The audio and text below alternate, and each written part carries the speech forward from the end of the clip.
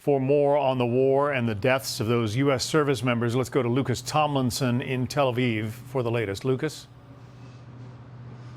John, once again, 2 American servicemen have been killed, 1 is missing, and 4 wounded in an Iranian missile attack on a base in Jordan. About 4.5 hours from here is the Muwafaq Salti Air Base in Jordan, where the U.S. Air Force has a tremendous presence. We saw this base received many U.S. Air Force fighter squadrons before the war.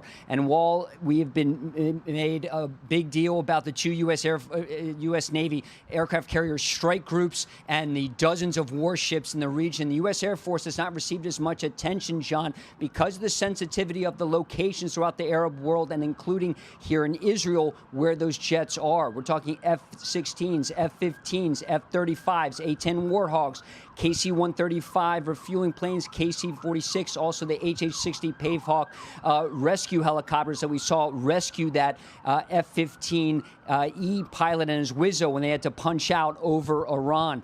This is some of the aftermath we've seen from Kuwait. This ramp up of the war, John, really started on July 7th, last week, when President Trump attended the NATO summit in Ankara. Iran attacked 3 commercial ships transiting the Strait of Hormuz. 1 was from Saudi Arabia, 2 others from the United Arab Emirates. That brought the first wave of strikes on back-to-back nights. I'm told that a 3rd strike was planned. That night it didn't happen. And then since then, we've seen 7 consecutive nights of strikes. The Iranians tonight are saying they launched this missile strike at the base in Jordan in retaliation for President Trump ordering attacks on Iranian bridges and airports. We've seen many drone attacks on Gulf allies in recent days.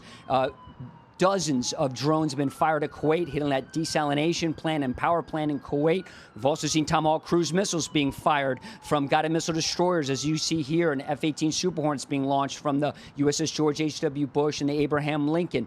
But as the war has been ramped up once again, and the Memorandum of Understanding has been effectively scrapped, President Trump said in Ankara last week that the ceasefire is over. Iran seems to be matching the U.S.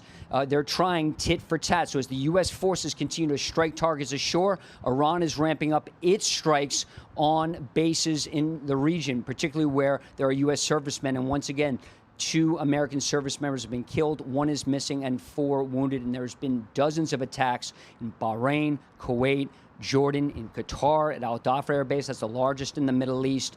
And this is the first time American troops have been killed in this war since March 1st. It's also the first time since January of 2024 that U.S. servicemen have been killed inside Jordan. Back then in 2024, it was an Iranian-linked terrorist group that fired that drone at Tower 22, John.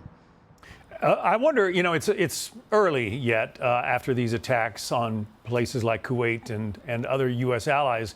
But is this stiffening their resolve, Lucas? Do you get that sense? Or is it causing them to feel like maybe it's time for the U.S. to, come to some kind of an agreement with Iran?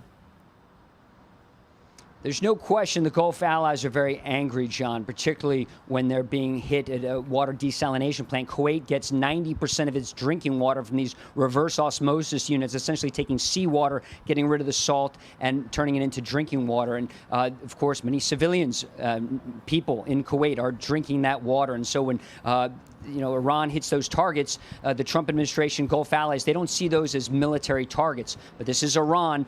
That's their response for the U.S. hitting bridges, especially after we saw around Bandar Abbas. That's like the Norfolk of Iran. It's the home to Iran's largest naval and commercial port there in the Strait of Hormuz. The Trump administration wants to get more ships through the Strait of Hormuz, John, but it's really slow to a trickle in recent days. In fact, U.S. warships have not transited that volatile strait in over 2 months.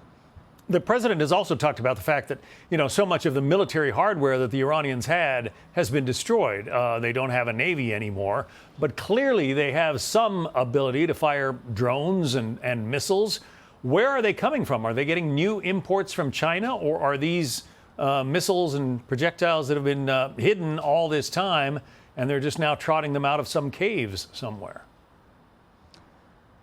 Well, John, officials will tell you that there's no question China and Russia are helping with the targeting of these bases in the regions. One of the first times the U.S. military has gone up against an adversary that is using satellite imagery in the targeting. In terms of these missiles and drones, you're right. President Trump and the Pentagon have said repeatedly that Iran's military has been destroyed, been degraded. But it's very clear that the Iranian Islamic Revolutionary Guard has decentralized command in all 31 of Iran's provinces, and they have deep magazines. And while a lot of surface-to-air ballistic missile sites have been destroyed, and drone factories and weapons production facilities, it's very clear that these drones are scattered throughout the country. And let's remind our viewers the size of Iran, John. It's twice the size of Texas. There's a lot of place to hide these drones. Some of them have range, and they're also very cheap and can be produced and stored very clandestinely, not just caves, but the back of trucks, cars, homes.